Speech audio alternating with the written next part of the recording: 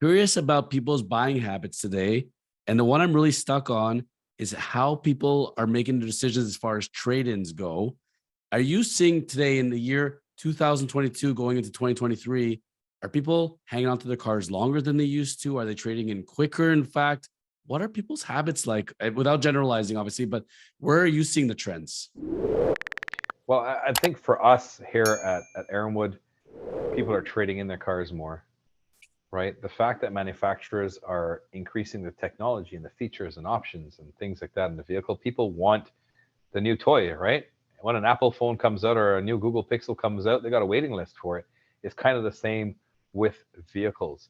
Um, when the 2020 model year switched to 2021, you got the wider screen in a lot of the vehicles. People wanted to upgrade to that because they really liked having that upgraded screen, right? When the Explorer went to a true four-wheel drive vehicle in the way that it was set up rear-wheel drive, a lot of people wanted to get out of the CUV model of it and get into the true four-wheel drive model of it.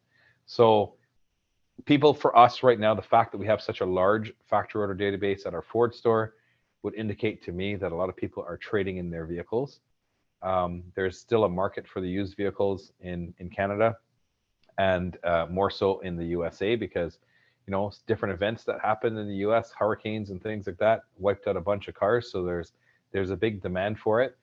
Um, Used vehicles are a little bit more popular in the US. The fact that their population is 10 times more than ours keeps that demand pretty strong. And obviously, the manufacturing on new cars can't keep up, and it's a different kind of credit worthiness in the United States than it is in Canada. They have varied, uh, credit scores and things like that people have to deal with. So used cars are still very popular. So the demand's there. It's great. The trade-ins are coming to us because we can sell them here, we can ship them away, and make sure that we continue to prevent the shortage from happening.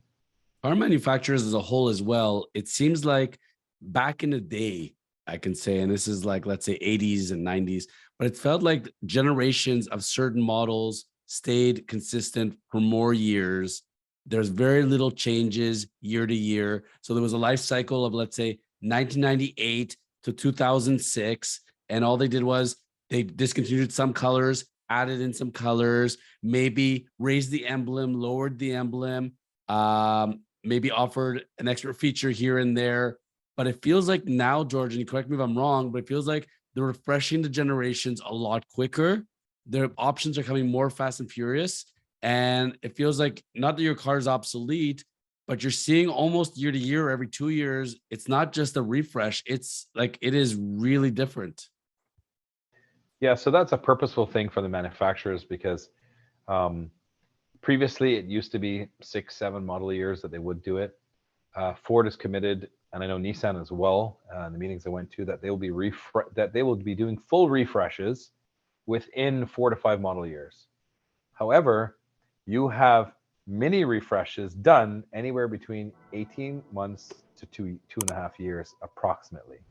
So, you know, an example is the Sentra just came out in 2020 at Nissan. But for the 2023 model year, there's already a refresh, and it looks a little bit different, the way the headlights are and different things like that. So it has that refresh to keep the product a little bit more clean, right? Ford is doing the exact same thing.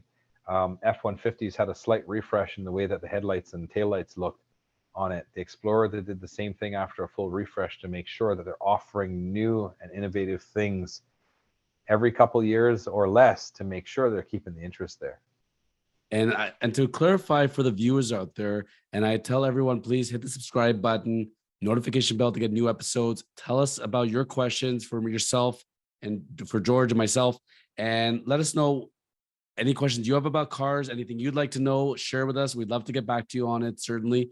But for people to understand, George, big difference in refresh and redesign or overhaul, right? A redesign is basically overhaul. To me, my understanding as a layman kind of understanding of cars is if it's a refresh, it's still on the same platform. It's like you took a brush and you kind of just cleaned it up a little bit, like maybe rounded it out a little bit, but it's on the same platform. It's almost the identical vehicle. Whereas a redesign is get rid of it. Let's start from scratch. True or false? You got it. You got it. So You know, you look at what's coming up for the new Mustang, it looks completely different. Although the pictures you see online, you're like, oh, well, it kind of looks the same. But when you see it in person, because I have seen it in person, there's some vast differences in the way that it's been redesigned. The new Super Duty that's coming down the line with a new engine displacement, best in class towing and torque and stuff like that, complete redesign. So yes, a refresh is, you know, changing the color of your eyeshadow if you wear makeup, right? Putting on some eyelashes and things like that. But the full refresh, they really take a full redesign. They really take a pen to paper and change a lot of things. It may still be on the same platform per se, but the actual look itself is vastly different. And they have lots of cues. So it's not one or two, it's a whole bunch of them. And it kind of changes it so you can tell that there's a big difference. And I challenge people, do your homework. It's out there. We're in the internet age. Like, you want to buy a 2022 or 2023 model, it's there. Look at the comparisons. You can read 5 of the leading articles. They'll compare everything for you.